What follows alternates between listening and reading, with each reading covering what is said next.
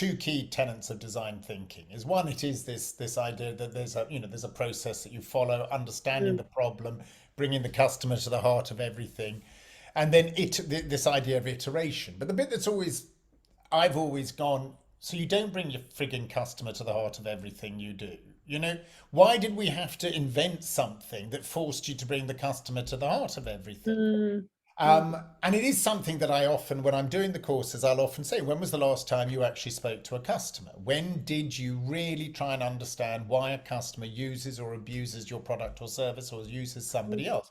You know, how often do you do it? You know, you should be doing this, the whole time. And the example I use is that, when our business crashed and burnt in March 2020, David, my mate in America, he who teaches the foundation course in creativity with me at SIPSI each year, David and I sat down and went, it's, this is shit. It's going to be shit for a very long time. I'd lived in Asia, so people saying this was going away in a month or two, I knew with, not a chance.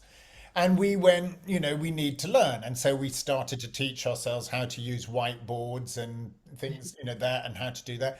But we just kept going to former clients and going, look, are you enjoying your meeting? No, we hate our meetings. We can't, mm, if you think about it, by May, June, the idea of doing another quiz or another, virtual escape room, people were doing their nuts. And so we began to, and we'd go, with this isn't perfect, but we think it's better, and tell us what all we want is at the end of the workshops, tell us what you liked and didn't like. And we did that, and we learned so much, and it was sort of iterative. Now, a lot of, I mean, you're a tech company, you'll be doing, you'll be you are very iterative in terms of the way you mm. push stuff up. But there's other companies where this idea that it has to be perfect, etc. But that's the bit that I suppose I slightly with design thinking, it always makes I always have a wry smile that we had to invent a thing Yes.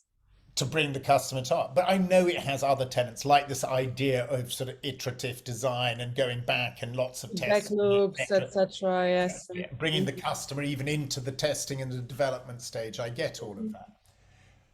But unless you have sort of those universal concepts of separating divergent and convergent mm, thinking, mm, of using using sort of question stems every time, that when you're developing something, so it's never we can't do this, it's always how might we, and all of that. When you start teaching those, that then sets you up for whatever methodology you want to use. mm.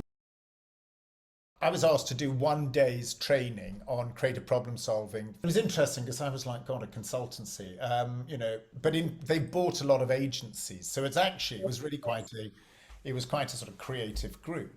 And I thought, when we started, I thought, are these guys going to actually learn anything? If they've come out of agency Mm, land, etc., mm, mm. what are they going to learn? Are they going to learn anything?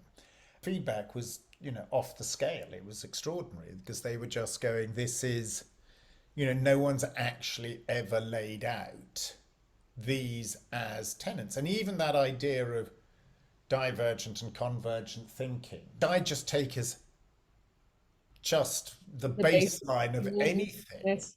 Most people don't. And and when you get them going, do you ever, do you actually in meetings say, let's just do 10 minutes of divergent thinking and anything goes? People just don't do that.